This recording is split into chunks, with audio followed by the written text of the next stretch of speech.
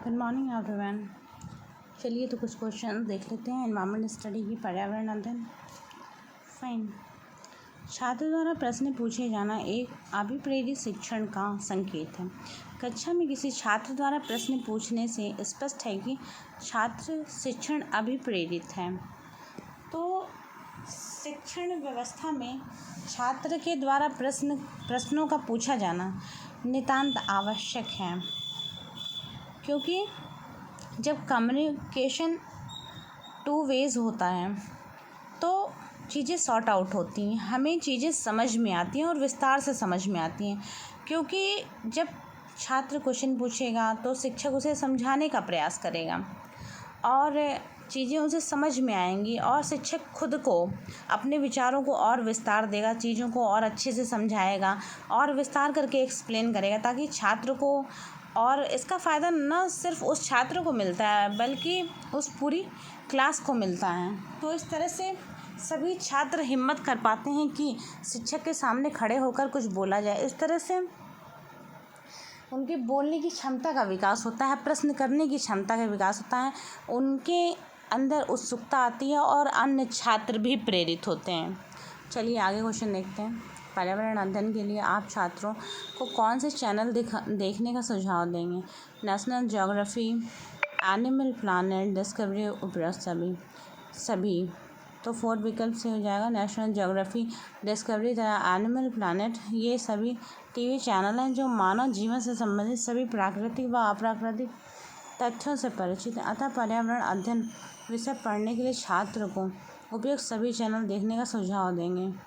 TLM teaching learning material, इसका तात्पर्य शिक्षण अधिगम में प्रयुक्त सामग्री है। शिक्षक शिक्षण अधिगम में श्यामपट्ट chart, CHP, overhead projector, model आदि सहायक सामग्री का प्रयोग करते हैं, जिससे शिक्षक शिक्षिका शिक्षण विधि को सरल व रुचिकर बना सकें। तो टीचिंग लर्निंग प्रोसेस में TLM टीचिंग लर्निंग मटेरियल का बहुत महत्वपूर्ण स्थान होता है। जैसे ये स्केच है, देखिए, मार्कर जिसे बोलते हैं। तो जब ब्लैक बोर्ड पर मार्कर का यूज़ होता है, इसका इस्तेमाल किया जाता है, या वाइट बोर्ड पर, तो चीज़ें हमें विस्तार से समझ में आती हैं। हम महत्वपूर्ण प्रश्नों को नोट डाउन करते हैं उनके नोटबुक में, उनको अच्छे से लिखते हैं, ताकि वो चीज़ें हम जब हमारे एग्ज़ाम हो तो हम उन्हें रिवाइज़ कर सकें। और कई बार तो शिक्षक हमें डायग्राम बनाकर भी समझाता है मार्कर के द्वारा, वाइट बोर्ड पर या ब्लैक बोर्ड, जो भी चीज़ें अवेलेबल हों टीचिंग लर्निंग मटेरियल के दौरान, जो भी चीज़ें उसे अवेलेबल हों as a material in the classroom. Fine. चलिए आगे क्वेश्चंस देख लेते हैं। मूल्यांकन का मुख्य उद्देश्य क्या है? देखिए, शिक्षा का मुख्य उद्देश्य है कि आपको एक सभ्य नागरिक बनाना, समाज में खड़ा रहने योग्य बनाना, समाज में उठने बैठने बोलने का ढंग आपको आना चाहिए। ये जन जड़ वाई इन सब चीज़ों से काम नहीं चलता है। तो हमें ये चीज़ें समझनी पड़ेंगी कि हमें शिक्षा दी क्यों जाती है। हमें शिक्षा एक व्यवस्थित इंसान बनाने के लिए दी जाती है, ताकि एक पशु में और एक मनुष्य में अंतर किया जा सके, विभेद किया जा सके। जैसे कि हम पशु को देखते हैं तो पशु योनि सिर्फ भोग योनि है, वो भोग के लिए पैदा हुई, वो नए कर्म नहीं कर सकती हैं। लेकिन हम मनुष्य हैं, हम नए कर्म करते हैं और नए कर्मों के फलस्वरूप हमें धन दौलत, इज्जत, शोहरत, सम्मान सब कुछ मिलता है।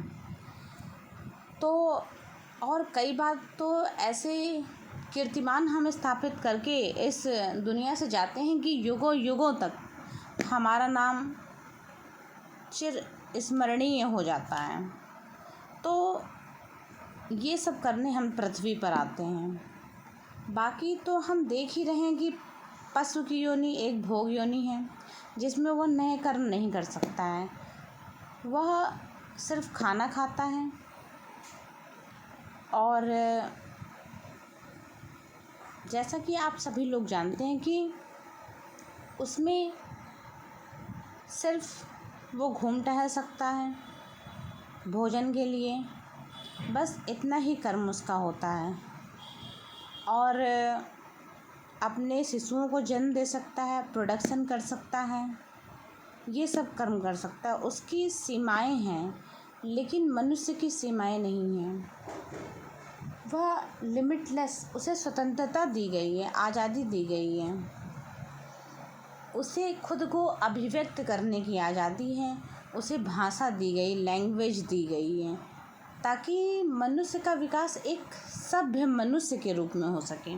तो शिक्षा इसलिए आवश्यक है ताकि वह हमें एक सुनियोजित व्यक्ति बनाती है, एक सभ्य व्यक्ति बनाती है, एक सभ्य इंसान बनाती है, एक सभ्य नागरिक बनाती है, ताकि हम समाज में रहकर दूसरों से अच्छा व्यवहार कर सकें, दूसरों के प्रति अच्छा व्यवहार कर सकें, दूसरों के प्रति दयालुता का भाव रखें, किसी के लिए मन में द्वेष भावना न रखें और सबके प्रति अच्छा करें। तो इन सभी चीज़ों की शिक्षा हमें कैसे मिलेगी? ये सब हमें एजुकेशन, शिक्षित होकर ही प्राप्त होगी और शिक्षा से प्राप्त होगी। तो सिर्फ यह कह देना कि शिक्षा मात्र रोजगार का साधन है, ऐसा नहीं है।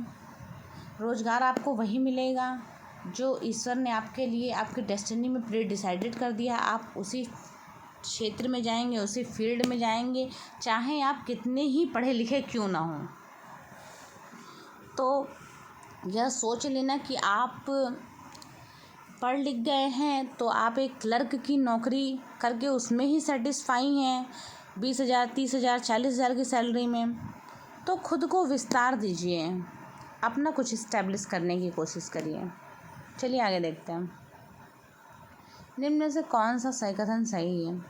श्रव्य दृश्य सामग्री से छात्रों की अधिगम क्षमता को बढ़ाया था। अब देखिए, श्रव्य दृश्य सामग्री से अधिगम क्षमता अधिगम मतलब सीखना, लर्निंग, सीखने की क्षमता को बढ़ाना छात्रों के लिए बहुत उपयोगी है। पर्यावरण अध्ययन के लिए एक कक्षा में शिक्षक विद्यार्थियों से उनकी गर्मी की छुट्टियों में किए गए भ्रमण पर बातचीत कर रहे थे। पर्यावरण अध्ययन में भ्रमण करना एक दृश्य शिक्षण सामग्री। अब देखिए कि हम बच्चों को पार्क में ले जा रहे हैं या ऐसे किसी पार्क में जो कि जहाँ पे बहुत सारे स्मारक हैं, बहुत से स्मृति चिन्ह हैं और उससे हमें हिस्ट्री के बारे में पता चल रहा है, बच्चों को हम ज्ञान प्रदान कर रहे हैं, या पर्यावरण से रिलेटेड कोई ऐसा उद्यान बना हुआ है जहाँ पर जीवों को प्रिजर्व करके रखा गया